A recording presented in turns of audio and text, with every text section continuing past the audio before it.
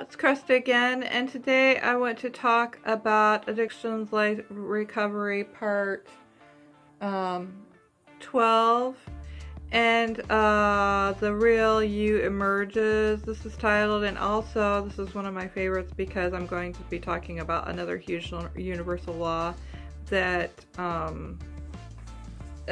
creates a even wiser person for making choices. Okay. As the personality forms, as I explained in part 11, creating our different layers of attitudes, thoughts, beliefs, and habits, being our awareness that created our inner selves and identities, this is how we often described as who we were. We use judgments and different words to describe ourselves, others, and things like, oh, that's cool, nice, not so nice, and so on. And usually we react accordingly as to how we judge others or things. I want us to think for a moment here about maybe we are more than what we just judge ourselves to be, including that one personality we have formed about ourselves. Maybe it's how we are, but not really who we are. The inner self correlates at a different level, and I'm going to take a mindfulness approach on this. What is truly the inner self? The inner self is a person's true and eternal mind, soul, and nature. It is us at the very core, sincere level. A divine one, if you will. It is closely linked to a person's uttermost values, beliefs, goals, and motivations. This side is not associated with external identities and labels. It is also called, in basic terms, the soul, the complete self or higher self. The inner self contains all levels of your consciousness and subconsciousness. The waking one is outer consciousness, as it focuses on the world around us, which perceives through the five senses. Many outer dramas are formed around this. The inner self or soul is more of a spiritual personality. Your inner nature shines forth as we get in touch with this part of ourselves. In this one also lies our intuition, gut hunches, and inner guidance.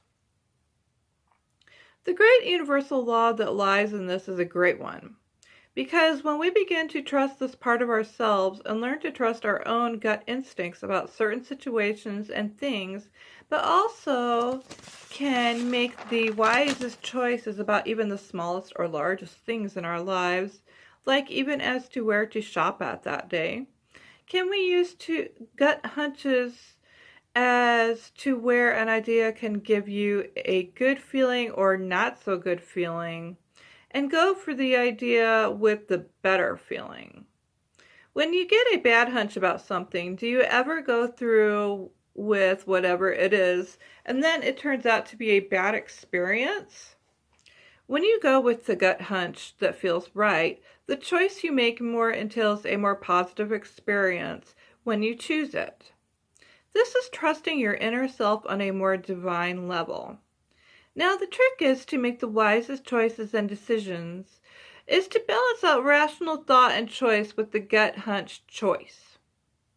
This can be done to further protect ourselves for the safety and betterment of our own lives, lifting us up to even higher levels of fulfilling our highest states and real missions in our lives we were born to do, with a lot less confusion involved.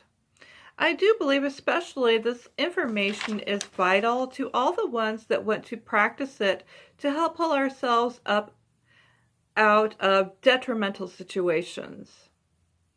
I began practicing this one and my life just keeps jumping up on a faster rate toward my true dreams and goals. This is for real.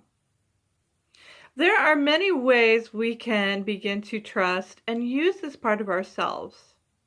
This practice also helps one build confidence on him or herself to make wiser, better decisions for themselves.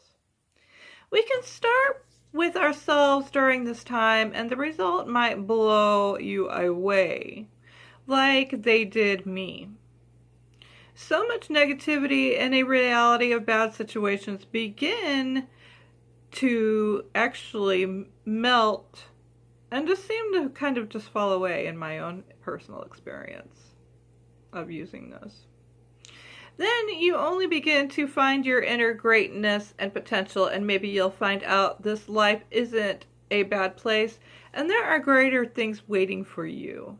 Let's open the doors. Thank you. Peace. Blessings.